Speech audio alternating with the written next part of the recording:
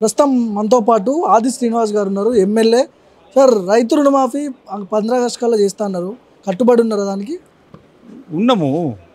August 15వ తేదీ లోపల మా ముఖ్యమంత్రి గారు చెప్పింది చేసి చూపిస్తాడు. దానికి సంబంధించిన విధి విధానాలన్నీ కూడా ఖరారు చేయమని అధికారులకు ఆదేశాలు ఇచ్చిండు. దానికి సంబంధించిన ఒక కార్పొరేషన్ ఏర్పాటు చేసి దాని ద్వారా రైతులకు రుణమాఫీ చేసి మిగతా అంశాలను కూడా చేయడానికి కోసం మానసిక సిద్ధంగా అయినాడు. ఇప్పుడు ఈరోజు పని పార్టీ లేకుండా ఉన్నటువంటి ప్రతిపక్షాలు హరీష్ రావు గారు మాటలు ప్రజలు చూస్తలేరు. ప్రజలు నమ్మకం ఉంది. అందుకే అది మొన్నటి ఎన్నికల్లో కూడా మాకు మంచి ఓటింగ్ శాతం కూడా వచ్చింది. తెలంగాణలో రేవంత్ రెడ్డి గారిపై ఒక నమ్మకం ఉంది. ఆ నమ్మకాన్ని మేము వమ్ము చేయకుండా రైతును రాజు చేసేటువంటి సంకల్పంలో ముందుకు పోతాం. హరీష్ రావు ఛాలెంజ్ చేస్తున్నాడు, రైతు రుణమాఫీతో పాటు 6 గ్యారెంటీలు కూడా అమలు చేసే దమ్ముందా కాంగ్రెస్ పార్టీకి అంటున్నాడు. ఇప్పుడు కాంగ్రెస్ పార్టీకి దమ్ముంది కాబట్టే ప్రజలు అవకాశం ఇచ్చారు. రేవంత్ రెడ్డి గారు చేయగలుగుతాడు కాబట్టి కాంగ్రెస్ పార్టీకి అవకాశం ఇచ్చారు. ఈరోజు మిమ్మల్ని మొన్న లోక్సభ ఎన్నికల్లో ఒక్క 0కే పరిమితం చేశారు ప్రజలు.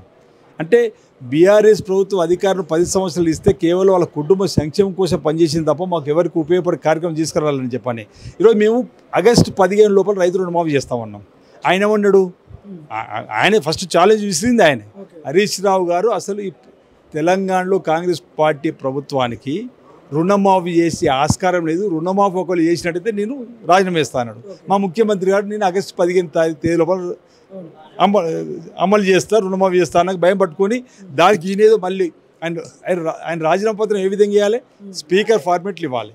కానీ అందులో 6 గ్యారెంటీ అమలు చేస్తేనే అంటే ఆయన భయం పట్టుకున్నది కదా. మేము 6 గ్యారెంటీలు మా మేనిఫెస్టోలో ఉండే నువ్వెవరు డిమాండ్ చేయడానికి?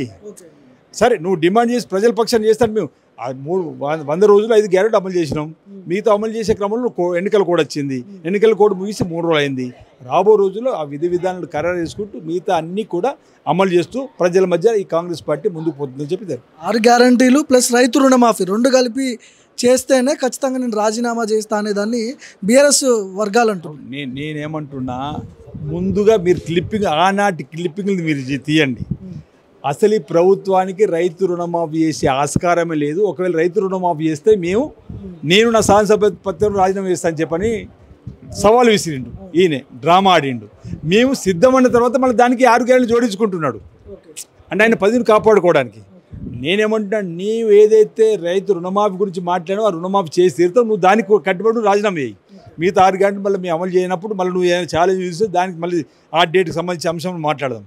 ఈ ఖచ్చితమైన అంశంలో మాత్రం హరీష్ రావు గారు సిద్ధంగా ఉండాలి. ఆయన మాజీ ఎమ్మెల్యే కాక తప్పదు. ఆయనకు చిత్తశుద్ధి ఉండి స్పీకర్ ఫార్మేట్లో రాజీనామా ఇస్తే ఏదేదో కాగితం రాసుకొని రాజీనామా డ్రామా ఉత్తరం 1, 2, 3, 4 అంశాలు రాస్తే రాజీనామా ఆమోదం పొందది. స్పీకర్ ఫార్మేట్లో ఆయన మానసికంగా ఆగస్టు 15 లోపల సిద్ధంగా ఉండమనండి. తప్పనిసరిగా రైతు రుణమాఫీ చేస్తాం. వారు రాజీనామా మాజీ ఎమ్మెల్యే కాక తప్పదు. మిగతా 6 గ్యారెంటీలు అంటారు, మేము అమలు చేస్తామంటున్నాం కదా. లోక్సభ ఎన్నికల ఫలితాలు ఇద్దరికి చెరి 8 సీట్లు వచ్చినాయి. మీరేమో 14 సీట్లు గెలుస్తా అని చెప్పారు. ఎక్కడ ఏం జరుగుండొచ్చు? మా లక్ష్యము డబుల్ డిజిట్ దాటాలనుకున్నాము. 2 స్థానాలు దగ్గరగా చోడిపోయినాము. 8 స్థానాలు గెలవడం కాకుండా ఓటింగ్ శాతం కూడా పెరిగింది. ప్రజలు ఇక్కడ కాంగ్రెస్ పార్టీకి అవకాశం ఇచ్చినట్టుగానే భావిస్తున్నాం. నైతికంగా కూడా కాంగ్రెస్ పార్టీ గెలిచింది. ఈరోజు బీఆర్ఎస్ పార్టీ 0గా పరిమితమైంది. వాళ్ళు ఎలాగో ఓడిపోతున్నాం కదని చెప్పి చాలా సందర్భాల్లో చాలా ప్రాంతాల్లో బీజేపీ పోటీ ఇవ్వడం వల్ల ఈ ఫలితం వచ్చిందని చెప్పనే భావన ప్రజల్లో ఉంది.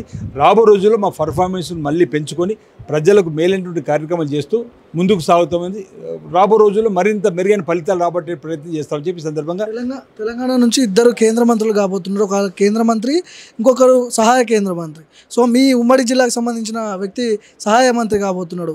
ఎట్లా కోఆర్డినేట్ చేసుకుంటారు మీరు? ఇప్పుడు వాళ్ళ ప్రభుత్వంలో ఆయనకు అవకాశం వస్తుంది. ఏం చేస్తాడో చూడాలి.